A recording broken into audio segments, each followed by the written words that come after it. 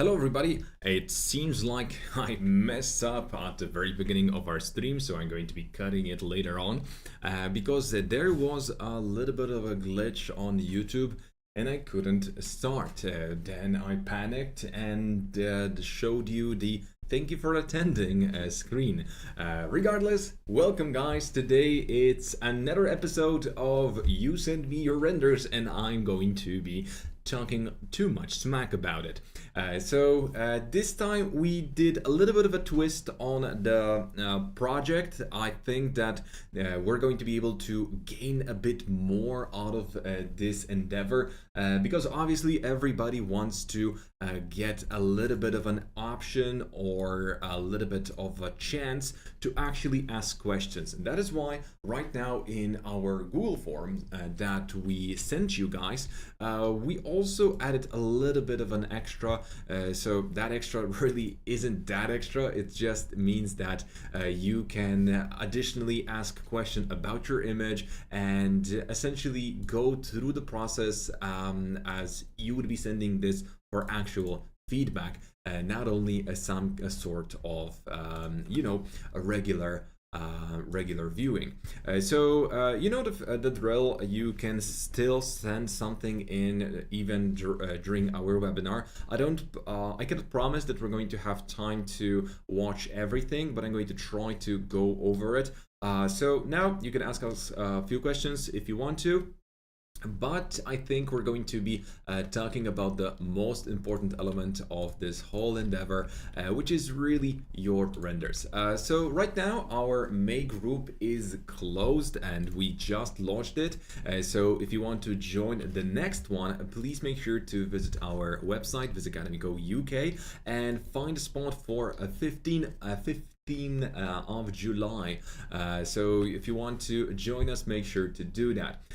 So that's all for the introduction, but I still need to introduce myself to everybody who just joined in. I can see that some of the names are even in our today's episode. I see I don't know if this is the same Jasmine, but we do have an image from Jasmine in our today's episode. So I have a question. Can I send Cinema 4D render? Have a good stream. Thank you, Gadir. Obviously, yes, it's well, art is let's say software transcendental, so we don't need to limit ourselves to 3ds Max, Blender, or any other software. As long as you think it's good or you want to hear a little bit of a criticism from a different standpoint, why not? I obviously cannot really yet. Oh, that's great. So I hope that you're going to like what I have to say about your image. Just making sure that there are no 5 Jasmines that send us the image, so I don't mess up, because now since I started, I need to make sure that I'm going to be showing your image. So obviously, hello selves, and by the way, my name is Mike and I'm a teacher for VizAcademy. You know me, I know you just a little bit from our chat, so I can see that there's Krishna, there's Archlife, and a lot of people that revisit our stream. So it's so nice to have you guys. Just to trick the algorithm a little bit, can you spam on our chat a little bit those highs, a few questions? This really helps us. Also, you might have noticed that right now we're a pretty big deal, guys, because look at the subscriber count. Look at the subscriber count. Yes, we did it. We made it. We are now soon I'm going to be posting that button here, but this is absolutely amazing. Still, YouTube won't allow me to give you the hi. So YouTube is still not going to allow me to get the button, but it needs to review our channel if we're spammy enough or not enough to get it. And obviously, let's just get into it.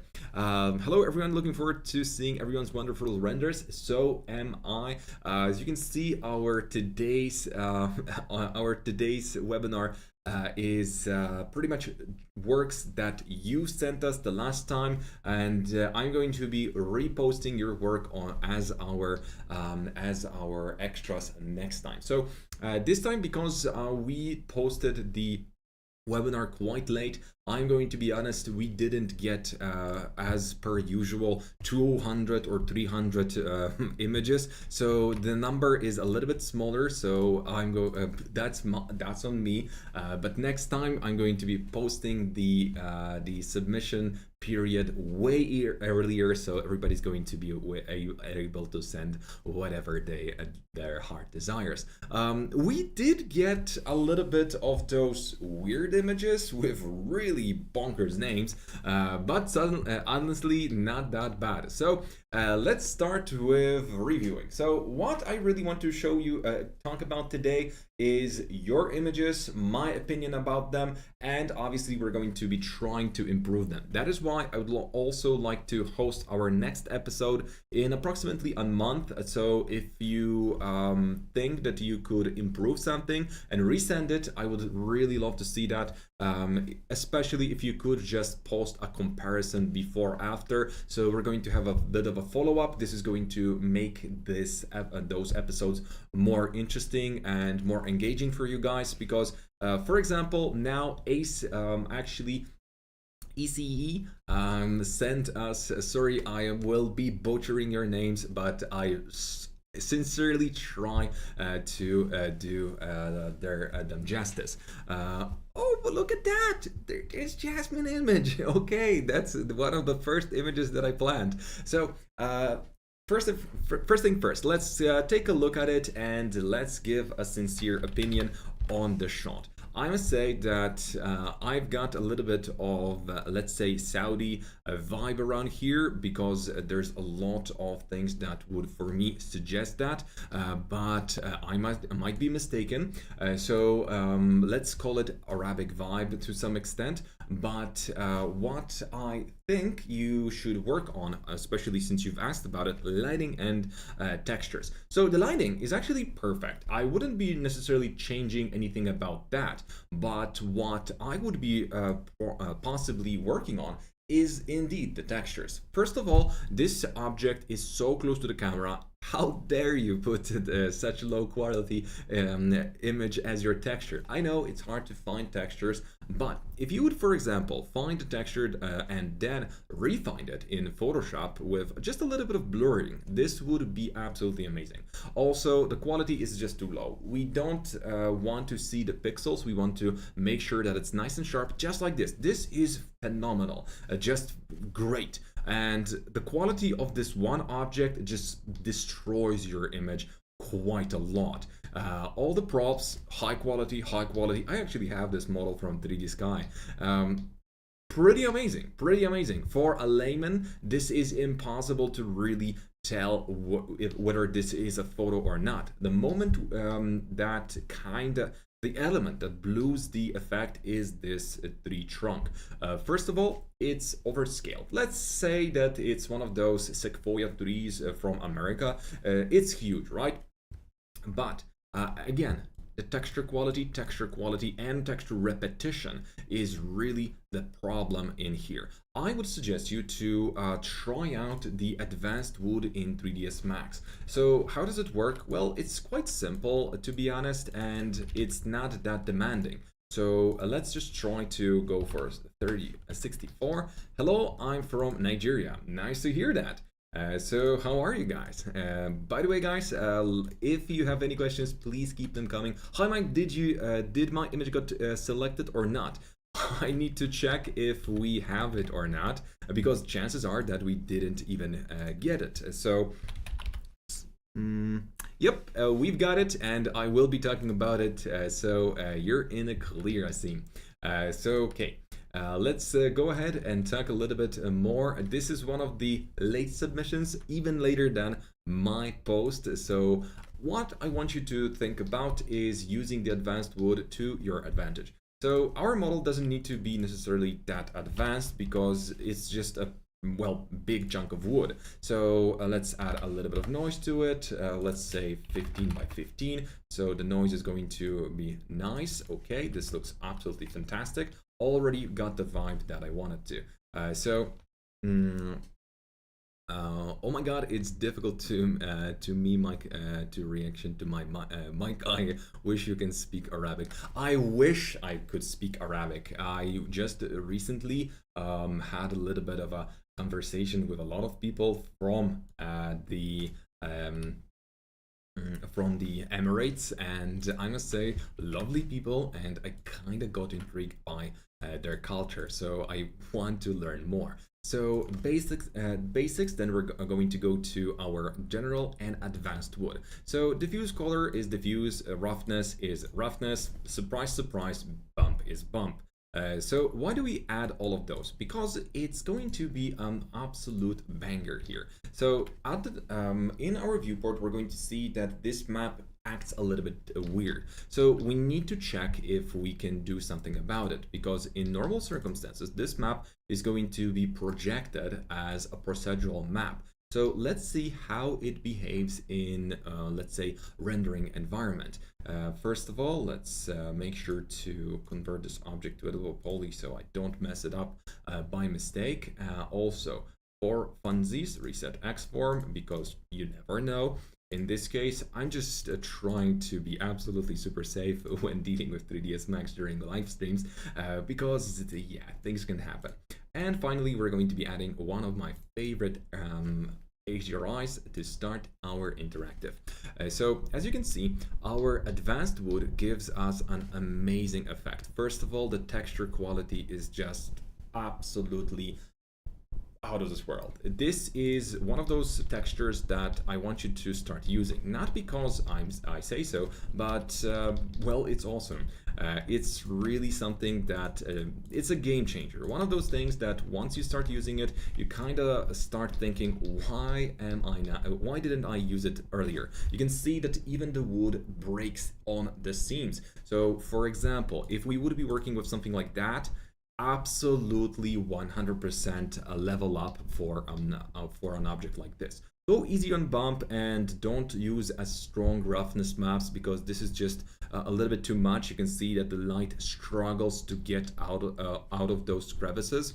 And a personal idea, or let's say a tip, whenever you have those super small spaces, and those are important, you want to try to re-render this one part but double the resolution and then scale it down. What's going to happen is that 3ds Max and Corona are going to load this object with bigger crevices. The light is going to be not just a pixel, but it's going to be a smudge, and that smudge, scales it down, is going to make the image look 10 times better. I'm going to prove it by simply opening Photoshop and showing you the trickety trick, but this is something that's really hard to understand without really looking at it, and especially if you're going to be looking at YouTube, the quality is probably going to be slightly diluted, so you kind of want to make sure that it's going to be one of those images that you test on your own. So let's go ahead. Okay, oh my god, okay, so Mike, how do you remove noise in darker areas, as it has more noise in darker areas? So darker areas are typically going to have more noise because not enough light goes there. So the trick is to, if it's going to be just a small area, you can introduce a small invisible light there and add just a glimpse of light. So it's going to actually produce enough information for the rendering engine to smooth it out faster. So here we are with this very nice image, right? So now we're going to be going for image size, and the trick is, whoa, the quality is there indeed. I didn't realize that it's so big. So I don't think your client needs that. Bicubic rendering and sharpening reduction. So what the sharpening reduction does, it uses 9 pixels to create one, and it samples a huge range of elements to create your furniture. Although we went half the resolution in here and we rescaled everything, you can see that right now the furniture piece looks softer, a little bit better aligned with the elements, and the detail, even though we first had all of those pixels, it looks better. I mean, it just looks sharper, but at the same time, it belongs in the image. So what happened here is that the sharpening was sampling 9 pixels around the one that we started to in the beginning. So you can tell that those pixels, this 1 pixel in further rescaling would have quality of 9, which is really cool. So for super detailed elements in your render, I would recommend you to make sure to render this element alone, scale it down, and put it back in your shot. That way you're going to gain a super amount of quality if the quality, not speed, is your priority. So congratulations, and thank you very much for sending your image, Ace. It's really amazing. So now we're going to move on to Jasmine's folder. So this image is really intriguing because we've got a lot of good stuff going on here, but at the same time there are some smaller issues that we can actually address. So always happy to learn from your webinar, Master Samir. Thank you very much for joining. We'll come back, and I'm glad that you finally did it. I don't understand the idea of live where I can send my renders for you. I don't understand the idea of live where can I send my renders. So Omar, if you don't understand it, this is not the place for you. No, honestly, this we had the opportunity to give you all guys a chance to send the files. The link is in the description. You just have to click it and send it. Then I'm going to be able to talk about it. Right now, we already have a pre-selected bunch of images. And because I want to give the right amount of respect to everybody who I'm talking to, I want to highlight your name, post your, show your image, so it's not going to be too crowded in the presentation. So obviously, because of that, I cannot just take the last minute submissions because that would also open up on a small possibility that somebody is going to be sending something inappropriate. So for that reason, it's best to just continue. The color of the ocean mic, I should be blue or black? It depends. It depends on the weather, depends on the area, depends on a lot of things. Right now, the color is not an issue for me at all. What I have issue with is a small thing. Your water, we have our, let's say, building not at the ocean, but more likely at the waterfall, because the water is at an angle. So the horizon is a little bit skewed, which makes no sense really. So for that reason, you either need to make sure that you actually trace the image and find where the middle of the image is. You already know it because this is a 1-point perspective image. But if we try to trace it, whoa, wait a second, this shouldn't be happening like that. Let's delete that. Okay. Now, if we trace the image, you're going to be able to tell that it's quite easy. I mean, wait a second, let's do this. Perfect. And perfecto. So this is your horizon line. At this level, you should have your horizon. And because we don't have the horizon here, we are at the waterfall. And the water is just cutting and just jumping down at an angle. So this is highly unrealistic if it's not a waterfall. But if it is, it's super cool. But I wouldn't be living in a place like that. Then it comes down to texture repetition. You must make sure that the texture that you have here is not going to be repeating this way. I mean, those could be tiles, but we can clearly see that it's all concrete to make sure that it's closer to resemble, closer and resembling the stone that we have all around. So that's going to be the next thing. I love the rocks. Those rocks are fantastic, but what is going on with the texture's quality here? It's too low, it's too stretched, we can see the pixels. That's not a good look. And next thing that stands out is the reflection. This reflection shouldn't be that perfect. It should have a little bit of wobbliness, and possibly something should be reflected. You can see that there is something, but those are just the rocks that are in immediate, let's say, proximity of the object. So those are also this part kinda, this might be design, but I think it's not. So possibly your rock is overlapping with your building. You can kind of see that this must be the thing, because it kind of looks glitchy to me. So again, I would correct this Boolean possibly, because there's no explanation of why would we be going for this kind of solution, as that kind of looks a little bit weird. I mean, it might be the design part, but then again, I'm not so sure. Water looks fantastic. I must say that it's great, but the problem is that if you want to create a little bit of motion effect, how about you introduce another level on top of it? Because those are seemingly reflections, but most likely some kind of nicely toned textures, which is really a good idea.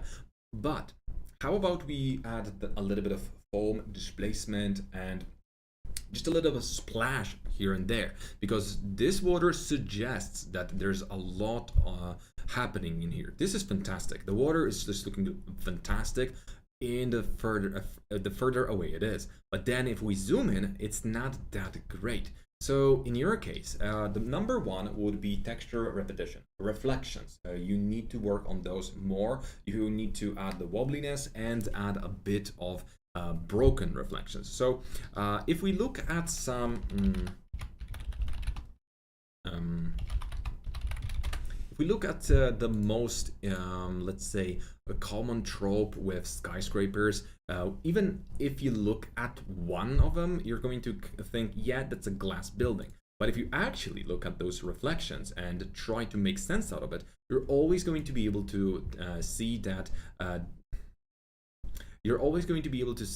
those reflections are highly wobbly. There's a lot of distortion, especially distortion like this, where everything is a little bit weird and a little bit, let's say, well, bent. We need that, because you can actually achieve this effect very easily and without any effort by creating any kind of box or plane in your image, as you normally would. And once you create a material for it, you're going to be able to take advantage of another thing. So let's delete that. And for example, we can go for glass, non-architectural because we're lazy, and start interactive. So this is our regular glass. Let's look for some kind of reflection at it.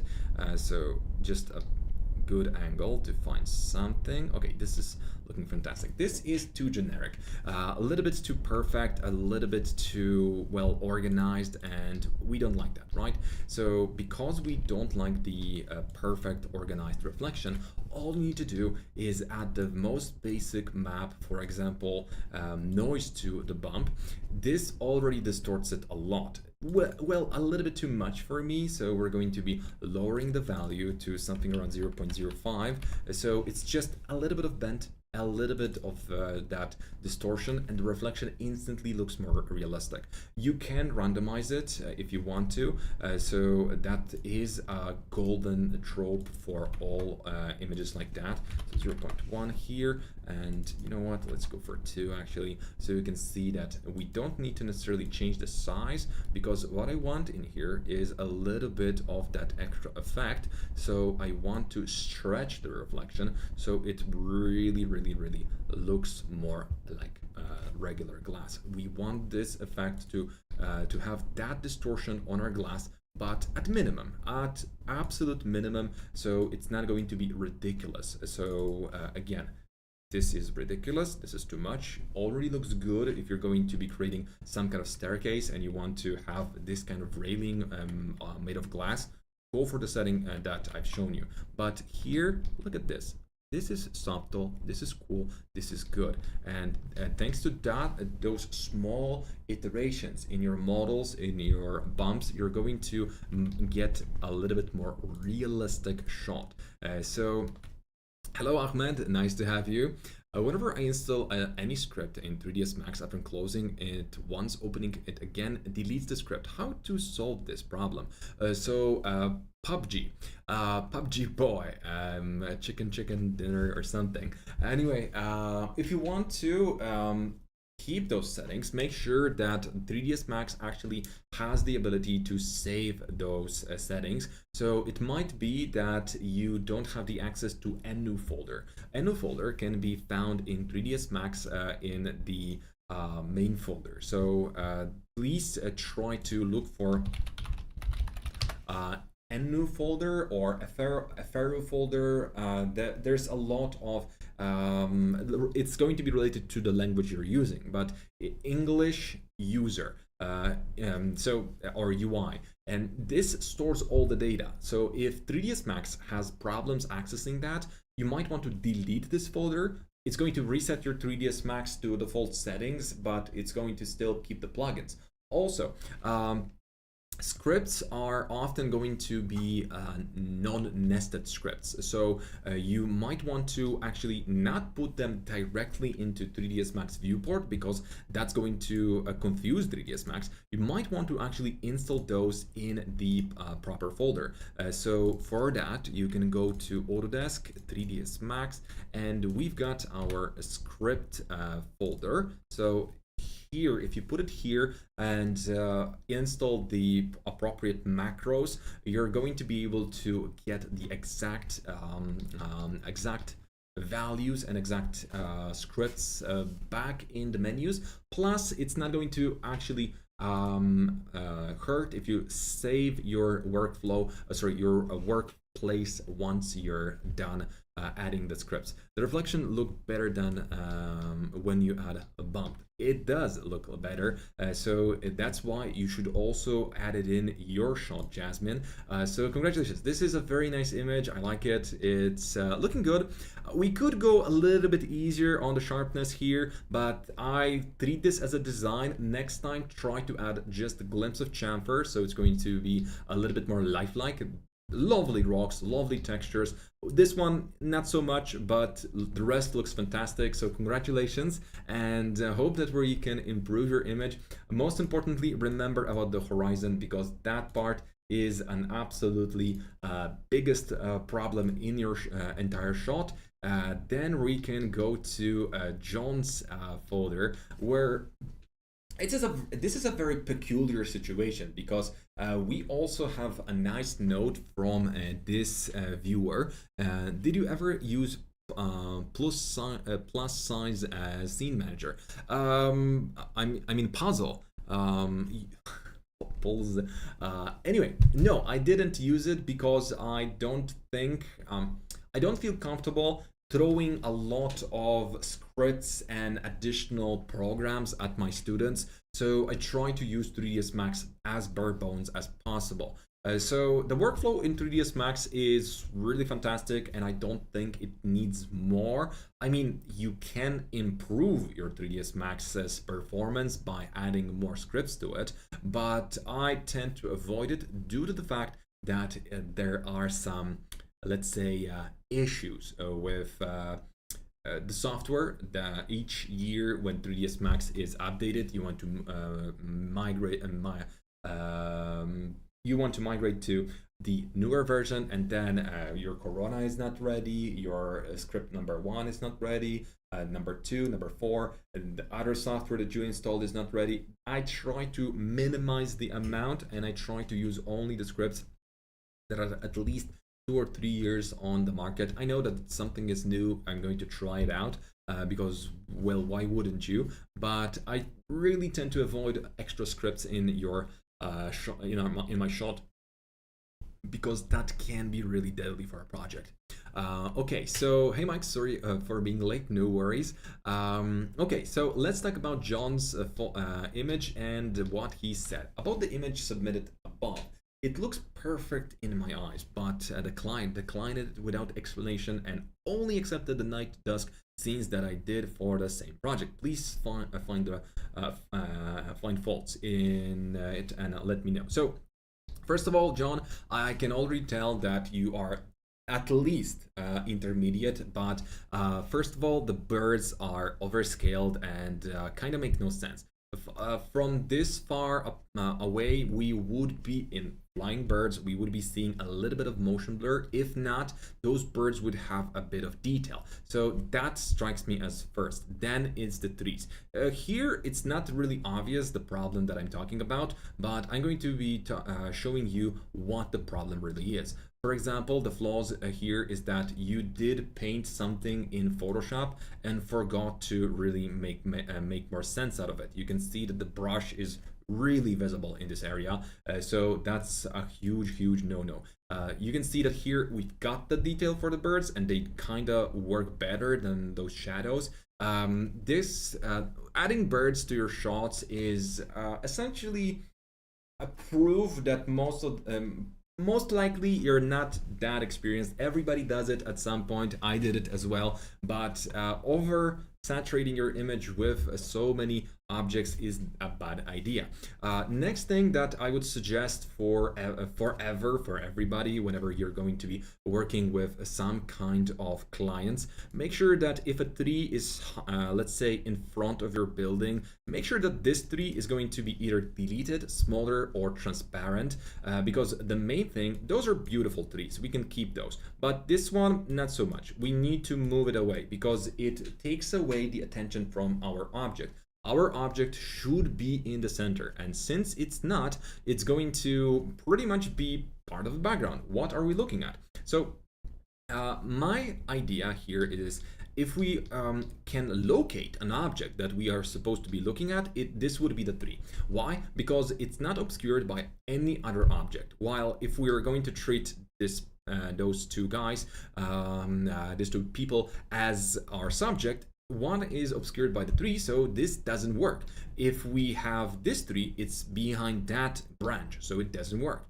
If we scale that logic and look at the building, well, there are too many objects that are kind of hiding the the building. So you always want to make sure that there's a little bit of breathing space for the elements, and you want to just highlight this area the most, vignetting and adding the detail. And most importantly, whenever you have a shot like this, you kind of want to make sure that some of the objects are not flying away, but towards our building. So you want to guide your viewers so that they are looking at the building. Here we have a very nice edge that works, but we could lead our viewers a little bit more. A little bit more and a little bit more. That way, the eyes of our viewers are going to be drawn towards the middle. There's a little bit of a burnout in this area, so you have to control the lighting a bit better. Right now, this is too much, and I wouldn't be accepting it either. Also, the background. It shows that you didn't add any background at all, so you either have to erect something extra or just add a couple of trees, so it's going to be a little bit deeper. That would make it look better. The building itself, flawless, really amazing. You put so much attention into putting all of those objects on the balconies. The lights are flickering, different. There's a lot of life in here. I love it. And I need to tell you that if I were you, I would be even doing a shot like this, because on its own, it's beautiful. I am not such a fan of this plant because, again, it takes away from the overall experience, because it's one of those objects that are kind of too much in your face. It's just that it doesn't have any visual continuation, as those two are just there, and why? So I would be deleting those elements and possibly adding a stronger gradient from behind the building, so it would be almost a shiny beacon of love for your clients, obviously. And since we are dealing with such a huge shot that you have right now, what I would be going for is just a little bit of depth of field. You've made a fantastic job adding those plants in the foreground, and this is fantastic. How about we add one more somewhere around here, but blurred out? Also somewhere around here, blurred out. So once we look at it, our eyes again are going to be automatically drawn towards the object that is actually in the middle. But the tree needs to go because that's a huge problem. It not only almost melts with this tree behind, but also it just takes away from the overall experience. Cropping, probably I would be going for something closer to that. So we've got the image, and because you have to ask your clients what are they going to be using this for. This is probably going to be a banner hero shot. So call me now, we're selling buildings, the telephone number, and you want to keep the promotion new, whatever, right? But you want to keep that in mind, that you have to protect the building because this is the important part. Rest is the background. So if you don't think about it this way and you created an amazing image, it's beautiful, but I don't know what it is about. That's the issue I have with your shot. If I were your client, I would probably communicate what I want, but definitely those mistakes that I pointed out, so actual mistakes, the birds, I would delete them, this and that area, this area, and possibly this mistake, I would definitely remove it. Last thing, but I don't think that at this scale it matters that much, repetition on this object. It just is apparent, 1, 2, 3. It's just repeating, and we hate that. Some smoothing problems, possibly because of your normal maps, but this might be just the smoothing groups that you didn't take care of enough. So that would be something I would be trying to work with a little bit. And I love the grass, I love the greens, everything here works. But again, nothing points towards the building, and I don't understand why it's not in the literal center. So also congrats on Stoke 100k, well deserved. Thank you, Ahmed, I really appreciate that. And yeah, please guys, if you could give me more 100 emotes in the chat, that would be really great. Amalia, hi, how are you? Hi. Okay, so the scene manager is good for 3ds Max, but there is also no video about it. That's why I'm confused. Should I buy it or not? Bunny, I'm going to be honest. Contact the developers and ask them for a trial. Typically, if you're going to be asking them, thank you guys, I wasn't expecting to get so many 100s. This is fantastic. Wow. So congrats on 100k. Hope you got 1 million soon. Well, soon. If you guys will be subscribing to us, that's definitely going to be it. By the way, subscribe. And now, again, beautiful image, but it's really hard to read. Not something I would be able to sell. That's why you need to work more on the crop. By the way, why don't we add a bit more sky? Because remember, it's easier to crop down than crop up. Right now with the AI, possibly it's just as easy, but definitely this tree needs to go, and I want to see the building, and it's beauty needs to be seen. Also, look at that. Now we've got this shape, right? So either you go symmetrical and you try to make sure that it's dynamic. So it's a nice hexagon in the middle of your image. So the composition would be better.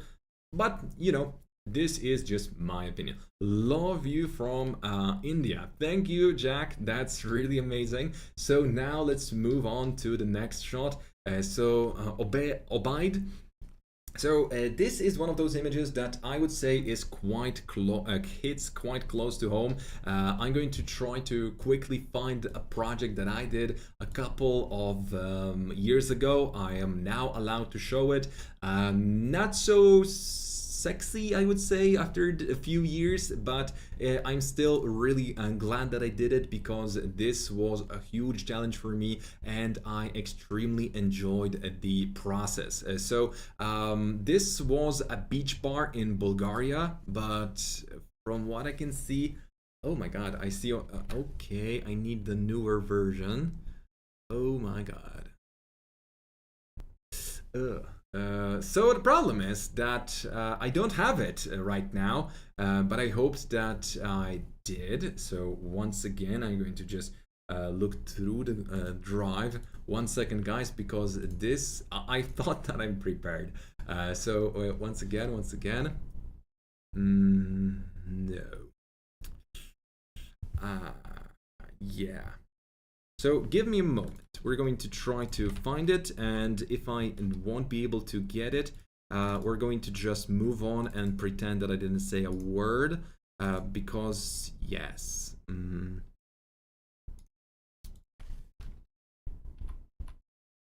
So by the way, the designer that I work with typically gives me this sort of inspirations. So he's genius when it comes to drawing. I absolutely love the way he draws. He's a Bulgarian architect, Chavdar Todorov. Hi, if you're watching. I really love it. It's just amazing. It tells the mood exactly how it is supposed to be, and this is exactly what designers should be sending to people like me if they want something beautiful. But unfortunately, I am a dummy and I don't have the renders on me. Absolutely appalling. I absolutely hate myself for not having those files. So I've got some kind of work in progress images, so this is not going to be anything good, but what I'm trying to say is the first thing you need to work with is the textures. The textures you're using are low quality and we cannot see that it's really sand. Then it's the quality and the scorch of the sun. So what I was trying to do here is make sure that the LUTs I'm using and filters that I'm adding in will make the elements appear warm. And this is, in my opinion, something that I achieved. So the project, as I said, this is a work in progress, and this is just a very early stage of development of the project. So this is definitely not what it became later on, but you can still see the scorch going on. It's all about making sure that this weather is almost tiring. So I am super sad that I don't have that image on me, because I was sure that I have it here. Maybe it's in.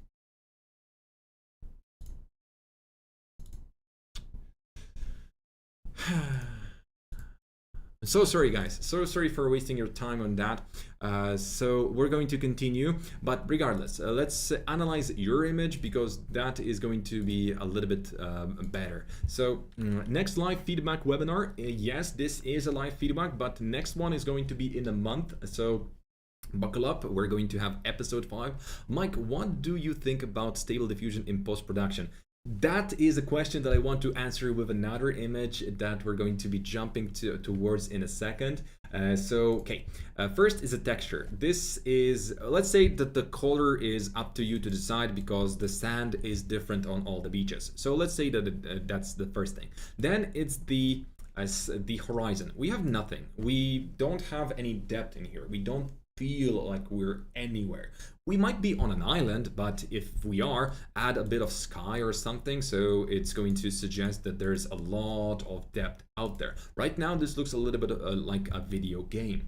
Then if we zoom in, you can also see the usual suspects where your mapping is improperly added, and there's a lot of repetition. So all the objects kind of cluster together and they create a noise instead of just easy to read story. So again, textures are all going one direction, textures going one direction.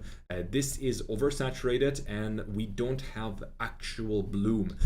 Although this is too white color, we don't have the balance between those elements, and the sand is pretty much flat. You need to add a bit more displacement and higher quality displacement. The water, I kind of like it, but definitely the splash is way too big here, because it almost looks like glass. So this is a good idea, but you want to make sure that the idea conveys further. So you want to either add a good texture or just melt the elements one by one.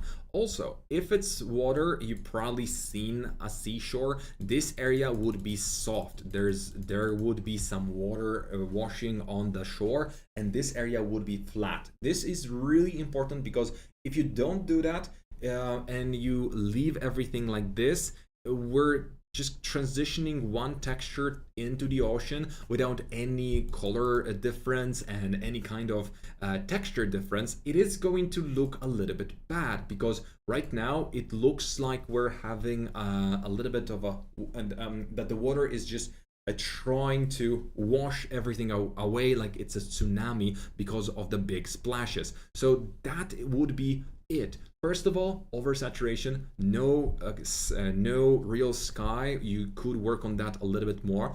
Too bright white color. It's almost 255 and it slows down your render. I like the detail here, it's fantastic, but I would like to make sure that we can also work with lower saturation objects, so the colors are more balanced, easier to digest, and pretty much we don't have one element that is the most important one. So that would be my suggestion. Other than that, I love this image. It's going to, once you're done, it's going to look fantastic. So this image is by art, just to be real, about how you feel about the mood and everything.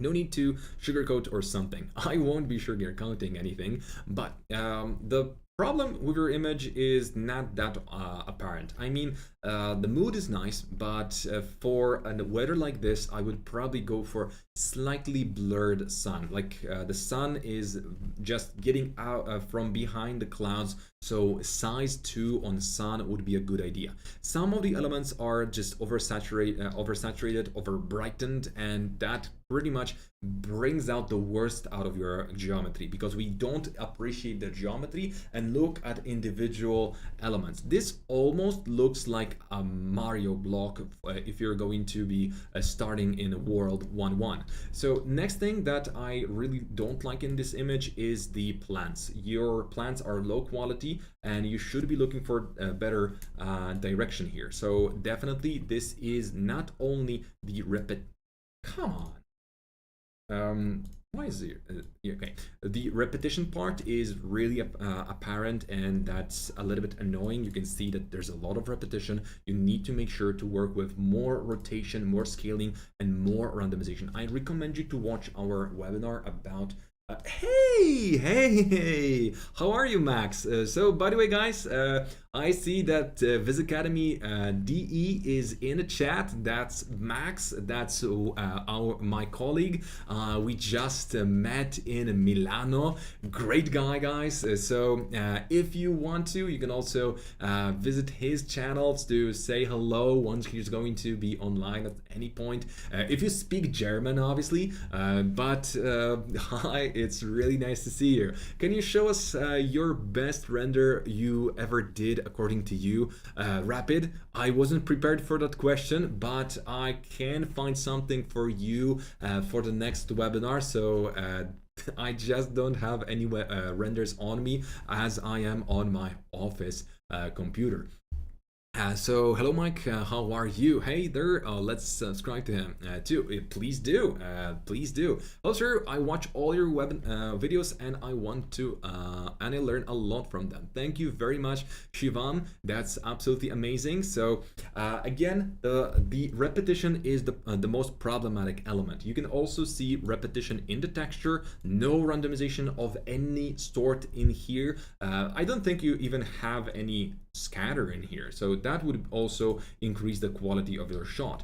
Next, it's the general color palette. It looks good, it feels nice, but nothing stands out. If we want to focus on the building, make sure that we focus on the building, but make sure that everything that's here is important, because that is what the composition of your shot suggests. So make sure that this element is actually going to be standing out. Make sure to make this a little bit brighter or darker, and also make sure that we've got some kind of depth in here. Possibly almost like a tilt shift imagery in this case. So and now we're going to go to Raymond's folder, where we can talk a little bit about something extra. Very good, thank you very much. Hope you are all hope you all have a lot of fun with this stream. Enjoy it. Thank you, Max. Awesome guy, really. Oh, Katarzyna is here. Hi from Warsaw. Hi, Katarzyna. Nice to have you. I am so glad to have you guys. So let's continue. So Rayman, this is an image sent by, as one of the first for this episode. So I think that we need to give him a bit of of our time. So once you see this image, you think to yourself, "Hey, this is good." And it is, but there are some elements that, hello from Croatia. Hi, Mr. Tech. Jack Sparrow just retracted his message, so you watch your tongue.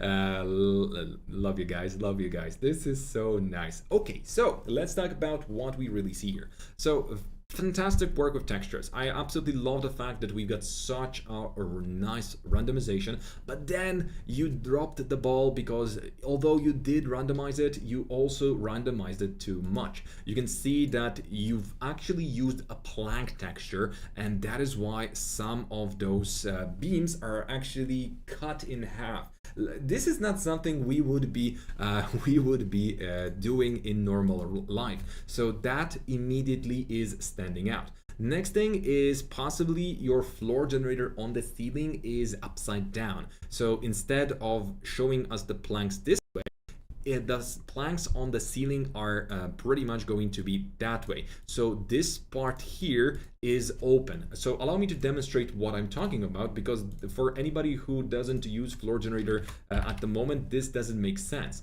So a lot of times when people create their ceilings in 3ds Max, what we're going to see is that, well, you're going to create a plane, put it on the ceiling, and add a floor generator. Floor generator, please. Okay.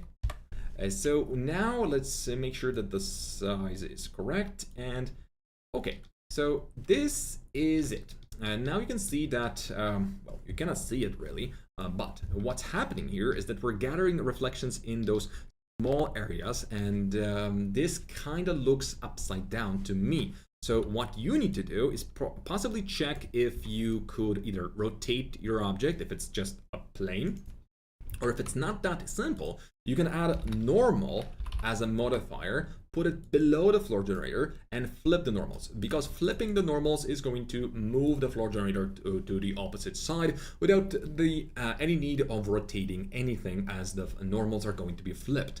Hello Mike, love seeing your webinars. Just want to know if my render is selected for the review or not. Let me see, because I got the list around here. If your render is not named the weird name, it is probably here.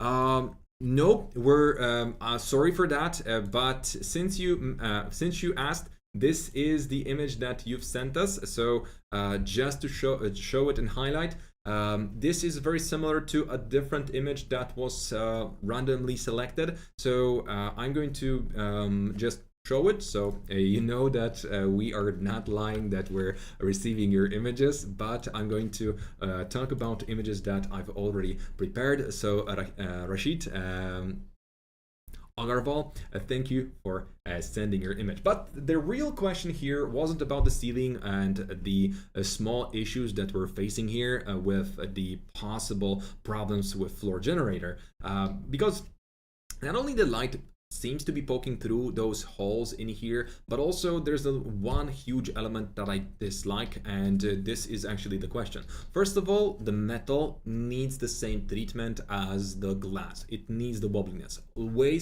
lower level, I mean way lower size, but this is just too plastic. But the question was, Mike, what do you do when you have nicely lit interior and the background is overexposed? Well, you do exactly what the photographers do. You lie. So first thing that the photographers do whenever they have their hands on the image is they take typically 3 shots. One is going to be normal exposition, overexposition, and underexposed image. So why is that important, and why would we be actually thinking about that? So first of all, you can see that all the detail here is lost.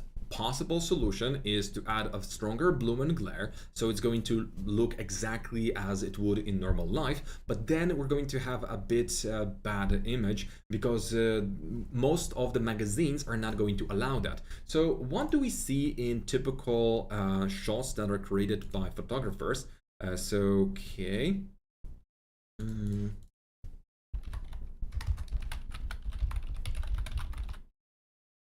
Triple exposure photography. So images, and let's look for that. Oh, let's add interior. So the idea is like this. If you create your image and you want to do it like pros do it. In 3ds Max, it's way easier, obviously. So first what we do is we Photoshop the background. So you can see that this wouldn't look the way it does because this background would be burned out, as this image suggests. But where did we get the info, or where did we get the background to make it happen? So you can see that we've got the underexposed version where the window is actually looking really fine and we have all the detail. Normal exposure where we kind of have everything burned out in the windows, but we can see some of the details forming. And for example, this light isn't burning out because it's the opposite. And then we've got overexposed. So overexposition allows us to see everything inside, but the windows and the lights and light sources are absolutely abhorrent. So merged to HDRI, what we see here is the three images or three elements merged together. In Photoshop, you can just go for the HDRI merging to pretty much get this effect. But long story short, you must make sure that you either have the direct visibility override for the background in 3ds Max, or Photoshopped those two in, so it's easier if you want to work with higher quality, or you can also use the HDRI merging technique to make it happen. So that's what I would be suggesting to you. There's no one-click solution in here because 3ds Max is trying to show you the most realistic version of this shot.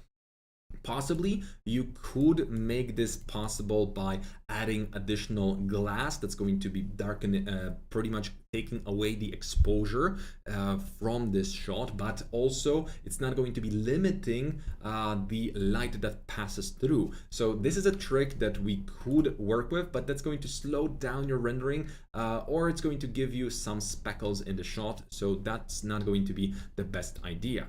So then we're going to go to Paola's folder, and here we can see that we've got quite a nice image, and the problem is obviously it can be better. I don't know why my renders always seem like a screenshot from a video game, and I don't know how to make them more realistic. So first thing you need to work with and you need to absolutely tackle is the textures, because texture quality in your case is just like video games. Those are low resolution textures, they have no detail, and we cannot see anything in them. Those are just pretty much noisy textures with a lot of pixels. This is typical for games. Then it's the mirror. Mirror should have the same treatment as everything else. We should add just the smallest wobble to it, so not everything in reflected is going to be sharp and perfect. Then again, textures, but most importantly is the overabundance of your bump. The bump that you're adding is just too strong, and it just looks bad because at the same time you're not adding bloom and glare to already super exposed lights and light sources. You're going to notice that, well, the anti-aliasing is kicking in, and because of that the shot again goes down. You can see that here we kind of have the proper effect in some spots, but then again without the proper balancing of lights and clamping, we're going to be pretty much getting the very overexposed elements, which will make them look bad. And last but not least, how about changing those super, well, same-ish, very 3D pillows into something that's going to be nice, wrinkly, and high quality. That would make your shot absolutely 10 times better. So the bump, the texture quality, and model quality really matters, because if you're going to go for low quality, that's going to be pretty much just trying to cook a delicious, succulent meal out of scraps. I mean, some people can really do wonders with it, but in the end, if you're going to have only rotten eggs in your cellar, it's not going to work. It's just not. Unless there's something some weird recipe that I haven't heard about. So this is a very simple image from Evans, and I think we can all agree that it's just high quality, and overall I would say it's nearly perfect. The one element that stands out and I think needs a bit of improvement is this part here. I don't think that any kind of camera is creating as much light as this object does. So that would be something that stands out to me. It just blows the effect. Then we don't have any bloom on this light bulb. So that's another thing that kind of blows it. So the lighting needs to be corrected. The textures, beautiful. The models, fantastic. Materials, genius.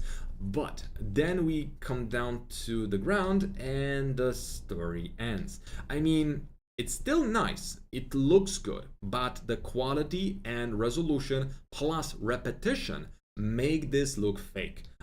Rest is just fantastic, and I would say that this is a magazine level of quality.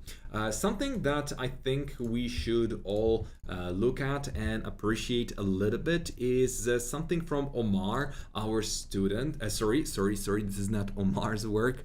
Wait a second, because the name was deleted. Oh my god, I am such an idiot. No, it's okay. Got it. I was Control-Zing this area too much. So now, this is Gilson, and Gilson joined our training with zero knowledge of 3ds Max whatsoever, and well, I must be honest with you. Gilson took on absolutely hard image on himself, and this is the image that he created with us while in VizAcademy. I need to give you a fair warning. I was against adding the people because I think that those are supposed to be 3D rendered, but in the end he did it anyway, so I will not sign this one element, but still, he did really well and with this, because those people aren't really that easy to place in a shot, so congratulations to you. But this was his first shot done with us, and look at that, this is cool.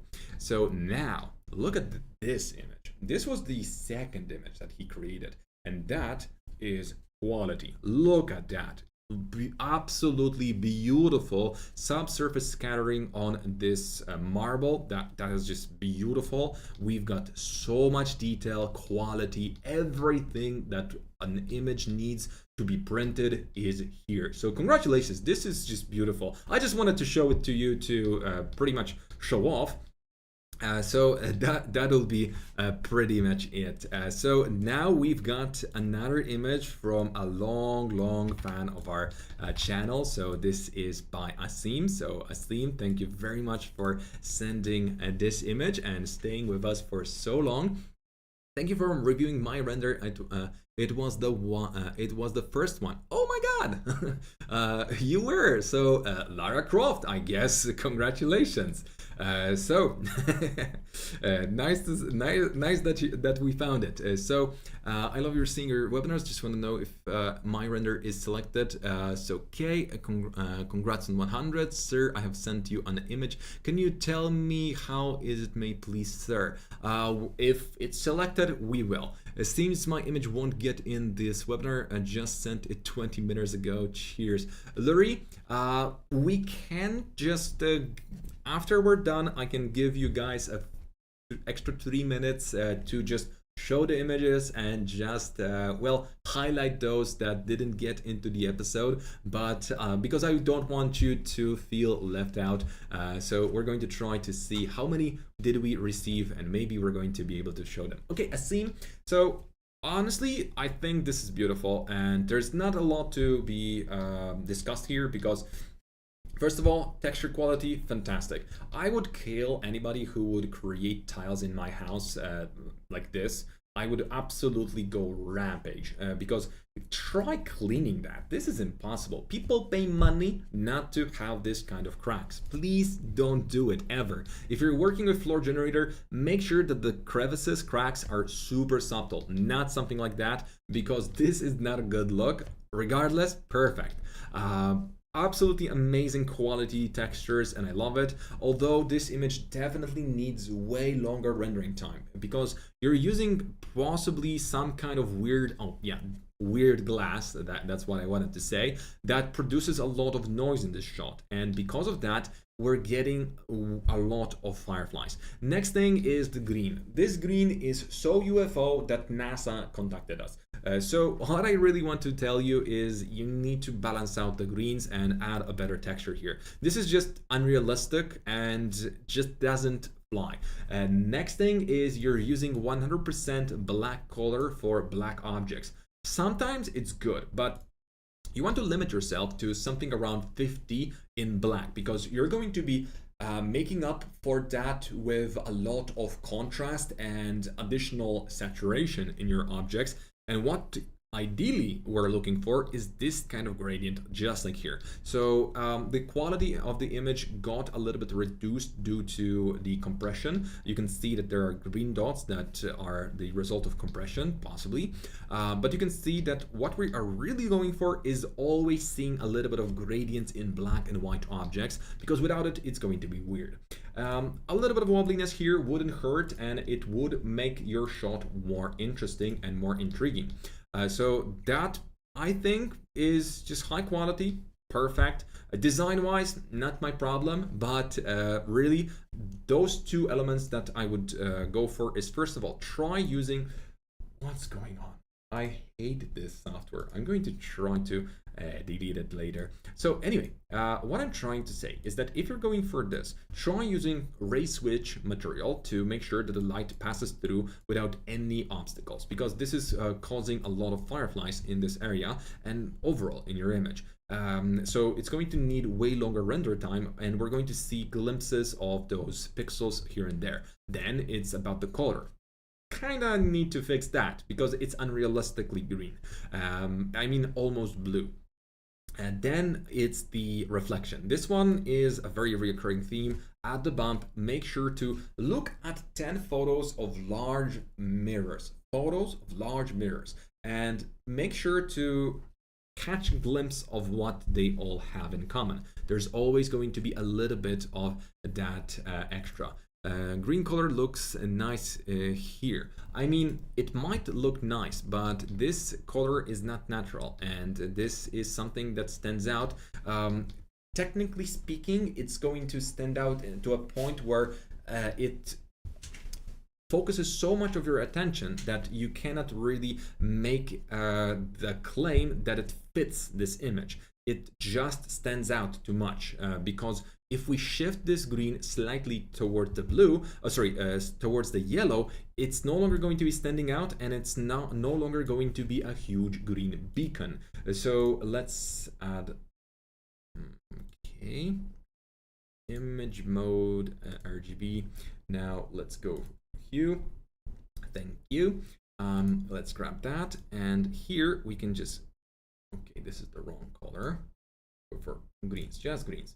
And in those greens, we're moving them towards yellow, slightly less saturated, and slightly darker. Okay, darker doesn't work that well. But if we go slowly closer to yellow, look how much more natural this looks. I mean, you cannot convince me that that color was natural. So let's move on, but still, I love it. Which script I made model? So, sir, I have sent you an image. Can you tell me how it made? How is it made, please, sir? Arjun, if I'm going to have time, I will. Thank you very much. Is this pure ref? It is pure ref. Green color look nice here. Is it? It looks like fake plant. It does. That's exactly it, Gilbert. Thank you for joining. Okay, so let's continue. So next image is by Jihad. I hope that yeah. Let's continue. By the way, this image essentially has everything that we need, but the background is missing and it's just overburned in this area. This is pretty much the problem with this image. Next thing that I would be going for is a stronger bloom and glare, because again, this image on its own has a beautiful mood, and this light should be pouring in stronger. It should be creating stronger vibe because it's so apparent. But then we look at this image and it's just blue. I mean, this amount of light, just the balancing of the temperature needs to be corrected. Textures are low quality and needs to be less repeating, and also mapping needs to be corrected. That's going to be one of those things. Sarah, this is now going to be your turn. So go easier on the bump and don't use just normal noise map for your bump, because in this case it looks like a little bit like a running water or some kind of sand. Maybe this is the effect you're going for, but because of the quality of the noise you've used, we do have a slight drop in quality. Then if we look closer into your image, the tiles are looking good, but you didn't pay attention to the top of your texture, and once it repeats, it just breaks. So you kind of want to work a little bit more or a little bit longer on the texture. What I would be suggesting you to do is try to copy the frame of the texture as it is, and this part, this whole part goes here, because we're missing that one element, and it really blows the effect of this beautiful bathroom. Okay, next is the golden sun. I mean, it is the effect you are going for, but if you are, please make sure to also lower the exposure slightly and add some kind of volumetrics into the image, so the sun rays are going to be more evident. Because right now, although it's really easy to understand what you are going for, it just lacks the visual cue what you were trying to do, because I'm assuming that this is an open sesame type of situation where everything is golden, luxurious, and the sun is just adding to the luxurious effect. But we don't have the luxury in the reflection. The visual cue from the sun is not that clear, although it's very fine with the color, and the ceiling and the textures are lower quality than we would go for. Omar, and now it's your turn. So can you give me some advice regarding the lighting and composition for the image? So obviously we can. I must say that the images are super fine, but there are issues that you probably see them, but you don't understand where are they coming from. So I'm going to assume that you are overexposing your images by a lot, and then once you don't see enough light in areas like this, instead of actually trying to add some additional lights and working with portals, I mean light portals, not corona portals, you go for higher exposure. This area is overexposed a lot, this area burns, and pretty much we've got white spots. So then you think to yourself, hey, I know a fun way of working with 3ds Max, and I'm going to try to work with some kind of object to pretty much get the same result. So let's look at some object, and it doesn't matter that much, I mean, what we're going to be doing, because here we're going to be overexposing your image as well, like this. Okay, so now when it's overexposed, and ACOT doesn't necessarily save the image because I've already messed it up. Let's say that we've got more objects in here, a teapot even. Perfect. So those are overexposed, and we hate the fact that they are. Oh my god. Wait a second, guys. I need to rotate this. Now it makes sense. So those are overexposed. So in later, let's say older versions of Corona, what you thought about is you typically went for advanced filmic mapping or Reinhardt. possibly tone curve, but Reinhardt is what most people use, and this is what you use, and this is pretty much going to be the same type of clamping that you're using. Your image has this problem. You want to make sure that you go lower the exposure up until you see the elements. So what is the problem here? Well, this object is so bright in its texture that it exceeds the brightness of any logic. So value of the RGB is too high. If I lower it somewhere closer to 180, which is the pretty much the limit of our objects, we're going to see that again, we're getting a better read of that object and its details. So we need to make sure that you do not overexpose your images. And if you're lacking the light, make sure to add the light or take away some of it, but never go for highlight compression because it kills the quality and contrast of in your image, and over time you're going to get a gigantic gray mass, which is pretty much what you're not adding in your shot, but what you're heading towards, because everything is clamped. There's no white color in here because you had to go lower with the clamping. That makes your image a little bit wrong. Here, exactly the same situation, plus we do have a problem with geometry, so you need to add a slightly higher level of iterations, especially on the corners. The background, well, if this is window, it doesn't work. If those are images, kind of oversaturated, and again, this is due to the amount of contrast that you're adding. Because once you added the gray, you went for all the contrast in the world, and that's why our black looks the way it does. So again, I'm exaggerating the values, but you need to tone down, reset the values, and structure your lighting, because in that case, you're never going to get the right effect, because you're going to be fighting the elements back and forth. We could export this image as an AXR file and try to do magic with it in Photoshop, but that's going to be cost effective, and we don't want that. So definitely it. Repetition in your textures is apparent. You need to render your images for a little bit longer, and pretty much your light here.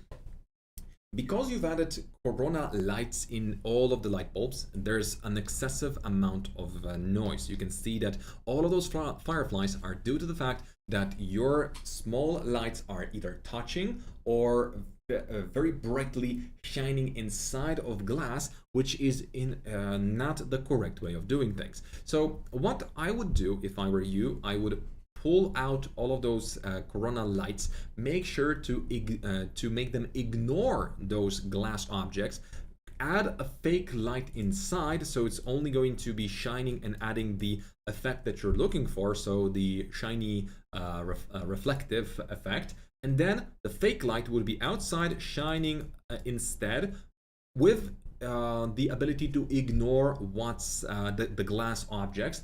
That way, you're going to not only get 10,000 times better and faster rendering time, but it's going to be just easier for you. So that Nguyen. So I think this image is absolutely fantastic, and we need to just give this person a little bit of appreciation, because I love the mood. It looks fantastic. But then we look at the windows, and for some reason, those two windows are perfectly perpendicular. Why would you go for this? You need to add the wobbliness, because those are supposed to be slightly distorted, because right now we can kind of tell that either we're looking through the building, because this would mean that those are openings, right? Because we're not getting any distortion. So this would be perfectly viewed only if there's nothing behind this wall. So if there's nothing and we're seeing the sky, we just see whatever there is. So that would make sense. But since those are reflections, those reflections should have a small difference. I mean, you could choose a better 3 overall. That is just fantastic. I love this effect. This is beautiful. More translucency and a little bit more bloom and glare, and that's going to be fantastic. Bold choices when it comes to colors. I'm just going to say that possibly you left them untextured at all, overall. But this is a very nice image, very nice. And other than the reflections, 3 quality, and possibly the colors, I don't think that there are many mistakes. So what to improve? George, in your case, I will say that the background, fantastic work. This is phenomenal. When I look at it, I kind of have a bit of feeling that this is made for John Wick episode 4 or 3. I don't remember which one was in Japan. But this is looking phenomenal. I like the fact that you really took time to make sure that there are no black spots here and there, and we're really seeing some details on all of the beams. So that is fantastic. If those are supposed to be matte, fantastic, but I would definitely go for some reflection here and there because no object is 100% matte. Then we've got this koi garden or Zen garden, if I recall correctly. This is good, but you need to go higher on your pixel quality in displacement, possibly to not overdo it for the whole image. Make sure to add the displacement modifier to this one object and go for the corona displacement modifier and override the settings so there's going to be higher resolution displacement, because this is just low quality. Really good job, really good. I'm a fan. Love this. I love this. It's just fantastic. And the only thing is you should avoid the black spots even more, because those are just as bad as burnouts. We don't want to see this because that's a mistake. That when we see a big chunk of nothing, it's just white color, this is not something we like. Always add some kind of structure, some gradient. Even if you have to fake it, make sure that it's there. Same goes here, but also same goes for the black areas. So fantastic work. This one possibly needs higher exposure in the black spots and maybe a glimpse of contrast. Then we've got this shot. Honestly, it's fantastic. We've got the greens. It looks great. The only downside here is that it's clear that the image ends right after this 3. So what I'm suggesting is whatever is happening here, it looks as if the sky is poking through the horizon. I mean, through the sky is poking below the horizon, and that is why we see this light, and that is a little bit unrealistic. I like that you're telling a story that those people seemingly would be looking at this fox in here, although this guy is more interested in whatever is happening here, so possibly their child is trying to come up and grab the fox, and this lady is probably looking the same way. So possibly this could be even a better story if they would be actually looking at that thing. So maybe next time you could just break their necks with FFD modifier or soft selection. That would make it even more interesting. So let's read the chats here. I have a question about Corona render in 3ds Max. Is there any way we can optimize our file? Because when I work in a big project, the number of the polygons is too high. So MD Raby. Obviously, yes, there are plenty of ways of doing that. First of all, using scatters, proxies, optimization as pro optimizer, optimizing your textures, instances, and not using the abundance of HDRIs. Also, if you're working with a larger scene, you don't necessarily need to go for super high quality textures. So there are plenty of elements that you can optimize, but to be able to give you good answer, I would have to see what the scene looks like. Try using proxy. Yes, exactly. I'm using the proxy always. Big project, the number is too high and it takes a lot of time. Well, sometimes it is just the project that's big, and this is how it's going to look like. If the project is going to be, let's say, something like this, right?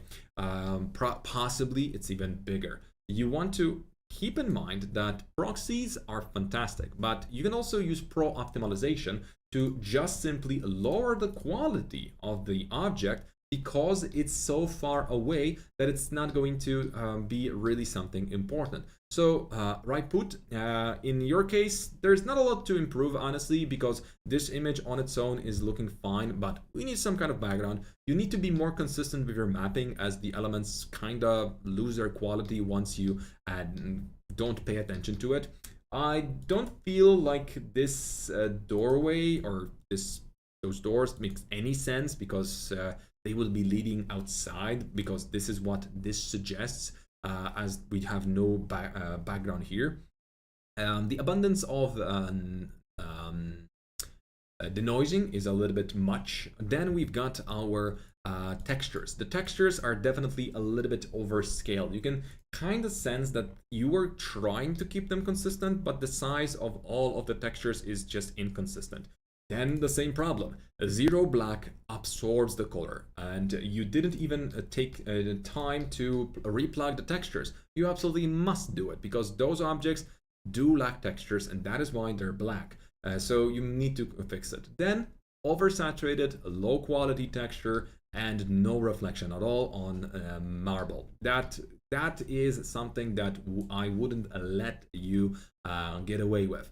So let's continue. It really looks fake to me, the green plants. Oh, thank you. Hi there, Mike. I was just doing your previous work and saw that you are alive. Hello from Turkey. Burak, thank you. That's amazing. Which video were you working with? I'm designing a boutique hotel. I just made a room or two per file. Okay, so Paola, that's Paola. Which image was Paola exactly? So this is Paola. Okay, so if that's a hotel, I would say I would stay there. That's intriguing. I'm that Raiput Rana. Oh my god, that's amazing. So Archlight, finally we can actually talk about your image. So that's super fantastic. So please remember that whenever you load your files, you need to re-add the files. Then you have to make sure that the colors are corrected. Add the background. Make sure the mapping is consistent, because it breaks in 3 spots because you moved the geometry. This door and this exact material is too white. Check if your black is not RGB 0, because if you're going to be using RGB 0 for some kind of let's reset this because it looks awful. So let's start interactive again, and let's delete the teapot. So now I'm going to be setting this object as 0 black, so it's going to be this. Makes no sense to add an object like this into your scene, especially if it's not going to have any reflection at all. But as soon as I'm going to just in Corona Renderer, obviously, as soon as I'm going to go for something around 40 and add this color to it, you can actually see some detail. And this is still super black. I can still see that it's exactly what I wanted, a black object. But it's not Venta black. It's not absorbing light. It doesn't look like a glitch. So make sure that you remember about it, because 0 black is just bad. Same goes for a super white color. When it's super white, the 3ds Max is going to be slightly smarter about it. But that is actually not what's happening. 3ds Max is so smart. Thank you. No. It's really struggling to render this, and I mean Corona is struggling to render this, because this material is activating albedo. So white material that is fully white is going to be activating your albedo. Albedo means that on the edges we're going to be activating so-called anti-aliasing. Anti-aliasing is going to make sure that your performance drops, because we're going to be using way more GI and AA balance. So anti-aliasing balance is going to be off the roof, and we're going to get lower quality passes. More passes are going to be needed to get some good quality, and the passes may take longer in some cases, so you lose on all grounds if you're not going to be respecting the values. Typically for white you don't want to go above 210, but it all is going to be slightly blurry because it depends on the scene. So I can see that the white here is too white, too black, and inconsistent quality and inconsistent size of textures. I'm not going to be talking about design, because that's just the design that you were ordered to visualize. So that part is really not my thing. So somebody asked about AI for the post-production, and I'm going to be absolutely 100% honest with you. Use it. Right now, whenever you have stable diffusion option or magnify or any other AI tool that you had at your disposal, try using it. The problem is that it's going to be reimagining things, and it's not going to be that product. It's not going to be that face. It's not going to be that chair. But at this point of time, whenever you have a humanoid like this, and you know how those people that we download typically look like. And I'm not trying to say that those people that were scanned are ugly. Possibly those are the most beautiful people ever. But the problem is that, well, you know what? We can be very mean to this dog if we want to. So let's try. So this beautiful gentleman, once the dog was scanned, you can see that the quality drops. If we look at its eyes, it's going to devour your soul. So if you don't want to lose your soul and have something that looks, well, CG in your shot, you're probably going to be asked to just show us the backside of the doggo. But this might not be a good idea if everybody's going to be looking away from the camera. That's going to look ridiculous. So if you have a chance to use AI on your shots, do it. But do it consistently, because here we kind of see a problem, because this person has a very blurry, let's say, nova around her, so we don't want that. You must take care of all of that and blend it in, because otherwise it's not going to look good at all. Whoever made this image, and that was Kadir, Kadir did amazing work here. This lady got way better quality-wise. This jacket, fantastic. Fingers, creepy. But we can also see the same method got a little bit further, and we used it here because, again, look at that. This is a very hard thing to achieve with regular rendering, and AI reimagines the object. So the problem is that if this was a product named Bob, this is no longer Bob. This is Bob Cream. And because of that, you might not be able to sell a product that your company ordered you to visualize. I can also see that this was kind of AI'd, and again, it looks good, but no longer the same product. There's some kind of AI garbage going on here, so this requires a little bit more attention next time. But definitely, if you have a chance to use AI, don't hesitate. Right now, I still think that AI is a toy, not a tool, but this is not something I'm going to be against, really, because it's just like being against the progressive rendering.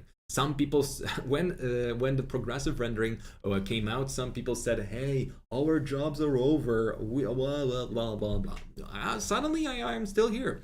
So this I actually saw some nice analysis by a bigger YouTuber than I am. His name is Thor. He's in the gaming industry, and he said something like this: let's imagine that AI is going to take your job. So AI is going to be taking your job, and plus on that, you're not going to be learning anything new. What you have is nothing, because you lost your job and you learned nothing. Then let's say that AI is going to be trying to take your job, and you actually learned something to be prepared. You adapted. So since you adapted, you're fine. That's perfect. Let's say that AI is not taking your job, and you also learned AI, so you have new skill set. Again, you win, because you not only have your job, but you're better at it. And the last thing, let's say, is that AI is not taking your job, and plus you learned nothing, so nothing happened for you, so you lost again. So pretty much the only way you can lose in this battle is not adapting. So this is the only outcome that is negative, and positive outcome always involves you learning. So I'm really glad to see that my audience is still here to improve their skill set.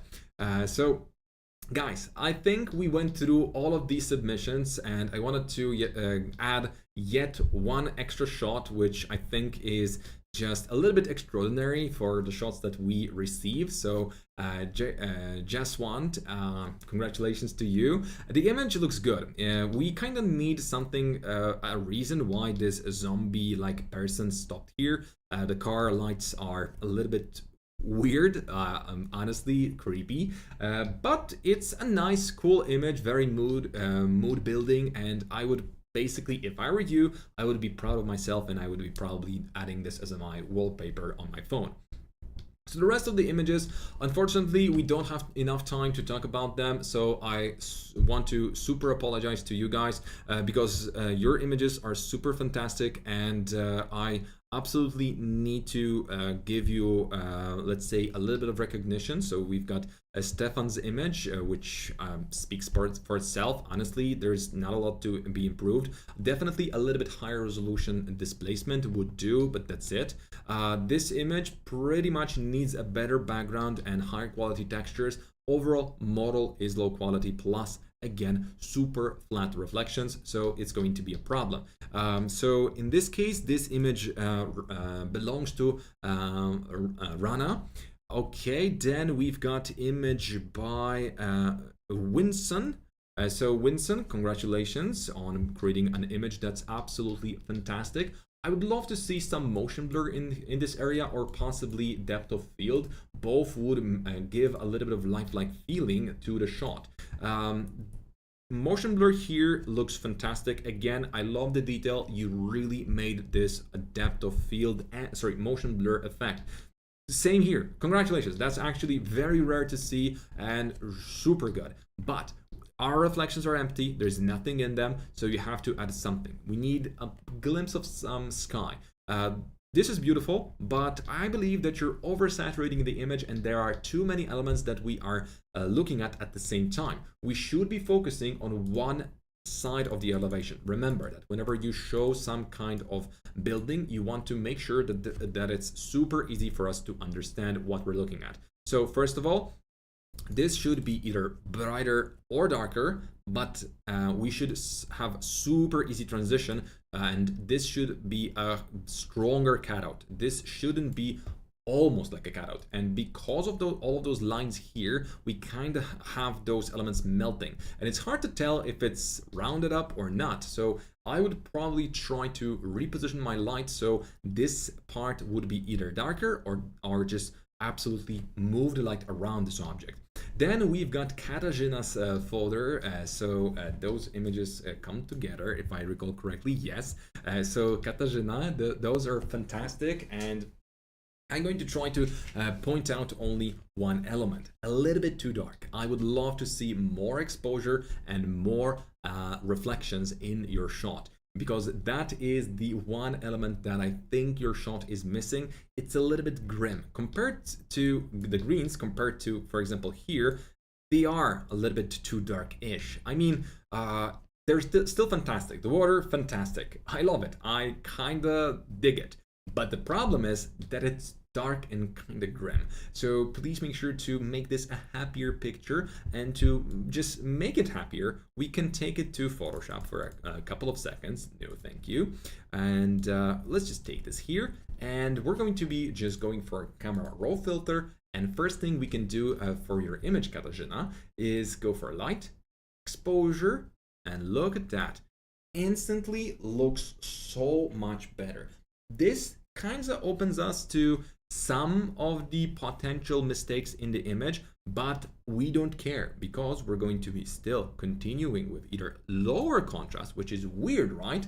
Or we can go the opposite way, but then we're going to get back to the grim part. So this is unorthodox to lower the contrast, but this is what I would be going for.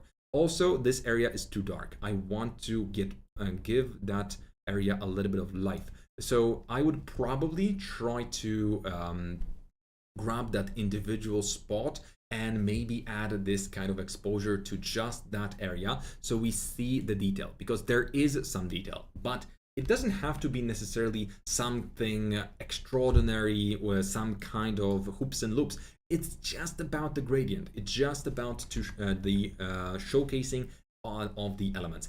Possibly some volumetrics for the sky. And when it comes to whites, we can keep them nice and bright up until to make sure that we've got super happy picture. So that's pretty much it. Stronger vignette on the bottom, so possibly we're going to be going for burning tool, and mid-tones, and we can just burn the area that we're not that interested in, because we want to focus on our building, so that way again, this image for me is a little bit better this way, although again, it needs proper balancing, not just two clickety clicks. Next thing that I want to talk about your image, especially this one, because yes, we can add the same exact treatment and it's going to look slightly better. I overdid it, but the problem that I have with your image is that it's almost 1 point perspective. You can see that this line is almost 1 point perspective. What does it mean? So we're not doing a dynamic shot, which was very apparent in here. We were doing a very nice dynamic shot with a very nice angle, right? And here, this angle almost is so shallow that we cannot really tell if it's supposed to be that way or did you make a mistake. So I'm going to go on a whim and assume that this is always going to be viewed as your viewers as a mistake. So try to always go for dynamic shots or something that's going to be directly in front of the camera, because otherwise you're not going to get the desired impression that you're looking for. Also, thing that I absolutely hate is seeing your building being brighter than the sky. I mean, white elevation, cool, but why is it brighter than a white cloud in the sky? You need to balance this out. This is just a bit much. So we cannot allow this because it's not going to look that good, and it's just going to take away from your shot. So please don't do that. It's just going to be for the betterment. Here, I absolutely lost your name. So let's see. Okay, that's Abraham. So Abraham, your shot has a lot of overexposition and super low quality textures next to your camera. This is good. This is low quality, and the overall composition doesn't make much sense because fire is just devouring this TV. This whole area is weird. I mean, composition-wise, it's weird. Split this into multiple images and try to give us the glimpse of kitchen, glimpse of the living room and the TV wall, but don't make everything in one shot because that way you're not going to get the right results. And you know, guys, just one last mention, and now this is Ahmed Muhammad. So let's just copy your name and paste it in because I want to show everybody's work as much as I can. What about my shot? Well, it's here. So glad that we got it at the very end. I've a building render. Hello from Argentina. Hello, Gabo. Thanks for your advices. Hope I will be better next time. I hope so. Arch, if you could actually send it to us for the next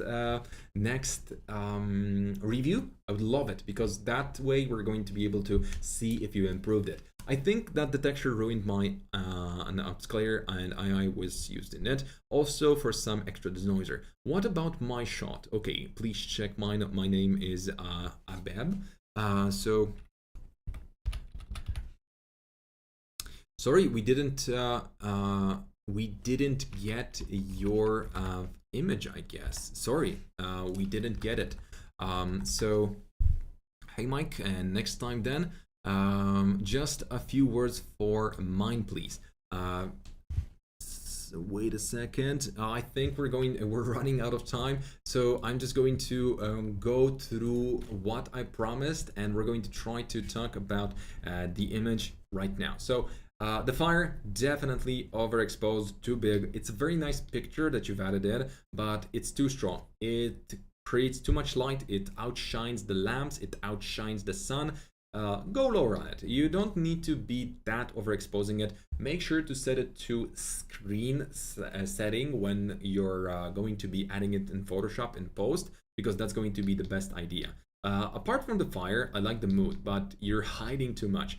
This is one of those images that you probably try to go for the very mysterious mood, but you went just a glimpse too far because you got distracted by this fire. And if we just take away the fire for a second and just put the fire out, just hide it, the image is quite nicely balanced. And right now, what we can do with your shot is go to camera roll filter and play for a little bit longer. Exposure. Look at that. We still have the mysterious vibe. Contrast goes down, so we're going to be getting some of that extra detail on all of the elements. We can still see everything kind of mysterious. It's kind of mysterious. Shadows go down for more saturation. Whites don't need to be that strong. We need to just put them lower, and blacks flat up so it's easier to look at. The reason why we do this is a lot of people will be viewing your images on their phones. Sometimes overnight you're going to be looking at an image, and if it's super dark and there's no contrast in it, you're just going to be swiping further, because it's not going to be something that you're actually going to be able to even view, because your screen brightness is going to be low, the image brightness is going to be so low that it has no detail, so nobody is going to be able to appreciate your image after 5 p.m. So you don't want that. You want to avoid this problem, and the easiest way of doing that would be to just go back, go for levels, and here we're just going to add this. It's still super mysterious, but we're going to see everything that's in the shot. You can then follow up with some extra contrast, so the brightness is going to still pop up, but you want that extra level of detail, because without it, we didn't see what's here, and that was annoying for me personally. This would be something I would be probably skipping, and we almost did. You noticed that, right? Which is better for you, Corona or V-Ray? Not speaking about the easier engine, but about the best render. So the question is, which do you prefer? I do prefer Corona, to be honest, and again, it's not about the ease, it's about quality. It's about the speed at which we can move in Corona, and overall, I kind of like the guys that work at Corona. I don't know anybody from V-Ray, so I cannot say if they're bad or not. They always seem to me that the V-Ray is a bit scarier, because they always shown themselves as a big corpo family. But I would say that the guys from Corona are actually people. I like them. I kind of like them. That's it. That's probably me being biased, but I like those guys. So as I promised, we're going to check if I can download the latest uploads. If anything weird is there, I'm really going to be mad. So just make sure that there's no weird stuff in there. So last modified, and we do have, say, last modified. Oh my god, this is absolutely not going to be possible. Sorry guys, not possible, because Google actually, by the way, some of the images are kind of juicy. David, thank you for sending it in. So I cannot really show you those images, because I cannot sort them, as those images are let's say by the date of creation, not the date of upload. For some reason I cannot change it to the date of upload, and if I would just take a portion of them, and that would be it. But at the moment, because of the said problem, I'm not going to be able to show you too much. Oh, look at that, I got something. So I cannot show it that way. So Haris, and now we've got Ladio. Okay, now let's see, we've got Adib, that's your image.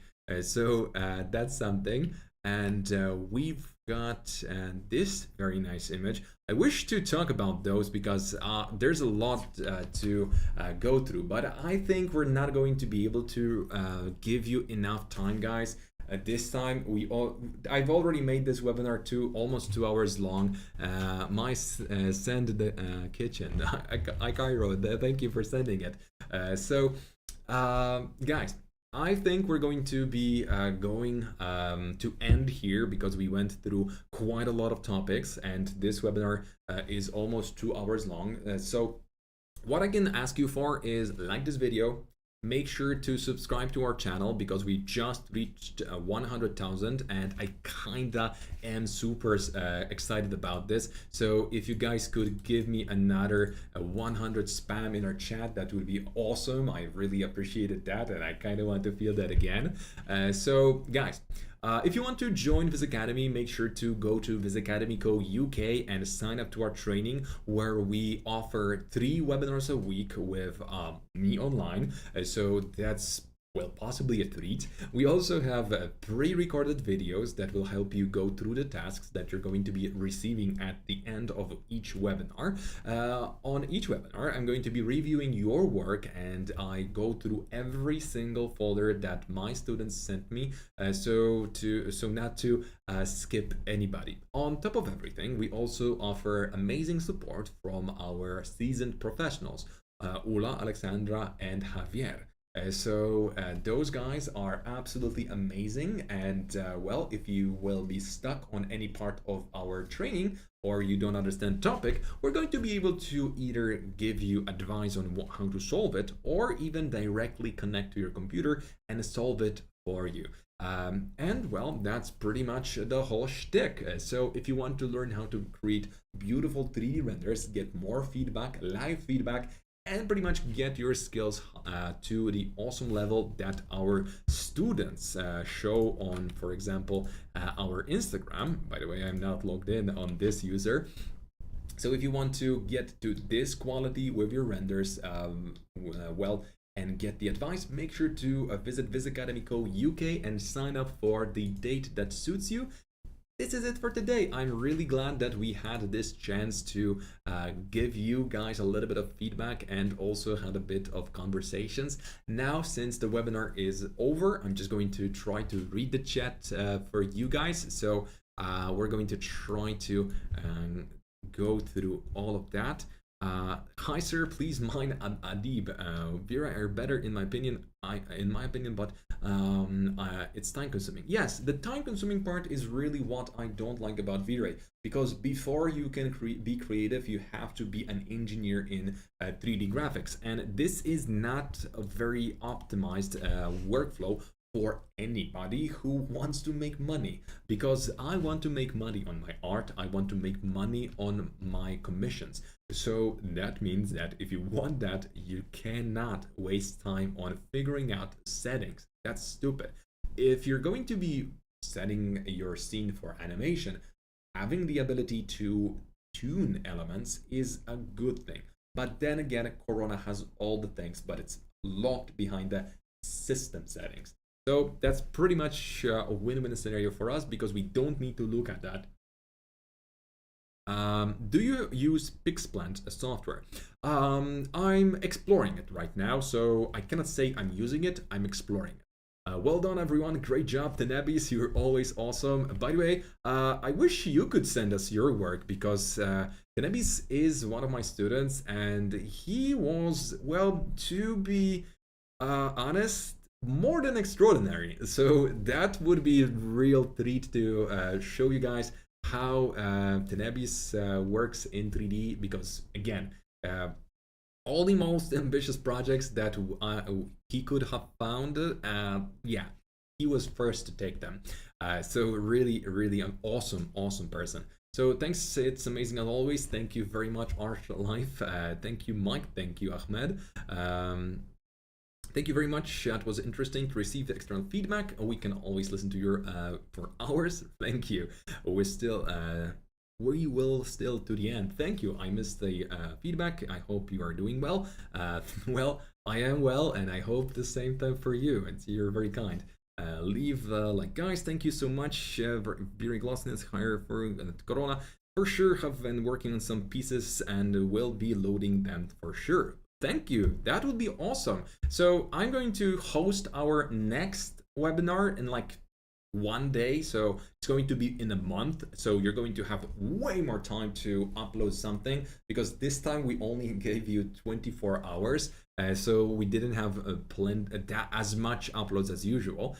For sure, have been working okay. I really have more features. I mean, nah. Which is more faster when it comes to rendering, Corona or V-Ray? Corona is faster, but V-Ray gives you more complexity, and complexity can result in a better optimization. So possibly V-Ray is better in that sense, but before you optimize your scene to a level where you gain something, it's definitely not going to be a good thing. For me, have GPU renderer. So a GPU renderer definitely is a good thing to have, but if you are ready to, let's say, sacrifice just a little bit of quality for the quantity, that's when you choose the GPU rendering engines. And note, quite contrary to the popular belief, if we're going to have one-to-one quality, GPU is not faster. It's just that Corona doesn't allow to drop the quality as low as the GPU, most of the GPU renders do. For that reason, it's slower in that sense. But if we look at GPU one-to-one, directly the same quality, GPU is not faster. At the moment, it's not. It will be faster in the future than processor-based rendering engines, but I doubt that processor-based rendering engines will stay that far behind, because it's impossible to make those absolute geniuses lose. So guys, this is it for today. Thank you very much for your attention. Again, like and subscribe because I need that. And once again, see you in just a couple of, in a week. By the way, we're going to have our next Chaos webinar, so please make sure to tune in a week. Bye bye, bye bye, bye bye, bye bye.